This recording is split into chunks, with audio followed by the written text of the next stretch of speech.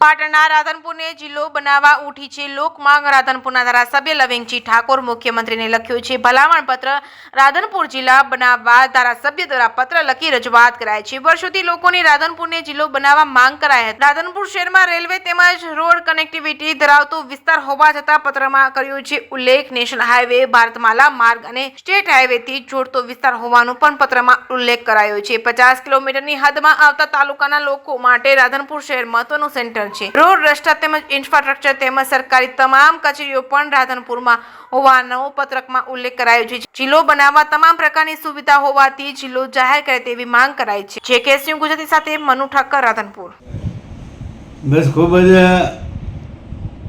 આનંદની વાત એ છે કે સરકાર દ્વારા જે નવીન 4 જિલ્લા બનાવવાના વાત છે એમાં મારા રાધનપુરને એ જિલ્લો બનાવે સરકારશ્રીને વિનંતી છે। કારણ કે અહીંયા એ રાધનપુર એક એવી જગ્યા છે કે કેન્દ્લા હાઈવેને જોડતો હાઈવે નેશનલ રોડ છે અને અહીંયા રાધનપુર રેલવે સ્ટેશન પણ એ જંકશન છે।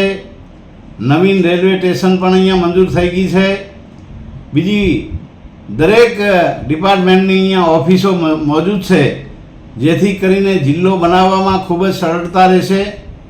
એટલે હું પણ સરકારશ્રીને વિનંતી કરું છું કે દરેક સમાજના લોકો, વેપારી આલમ હોય, વકીલ મંડળ હોય કે ડૉક્ટર મંડળ હોય, દરેક સમાજના લોકો એ બહુ વર્ષો જૂની માંગ કરી રહ્યા છે।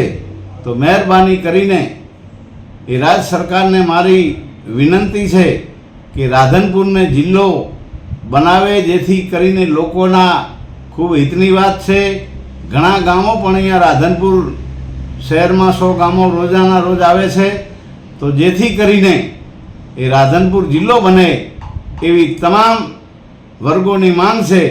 એટલે હું પણ ધારાસભ્ય તરીકે વિનંતી કરું કે રાધનપુરને જિલ્લો બનાવીએ। કારણ કે રાધનપુર મથકે જે નવી બિલ્ડિંગો બનાવવા માટે પણ અહીંયા જમીનો ખૂબ જ મોટી માત્રામાં પડી છે। એટલે કોઈ મુશ્કેલી પડવાની નથી। તો રાધનપુરને જિલ્લો બનાવે એવી હું 2 હાથ જોડીને વિનંતી કરું। અસ્તુ।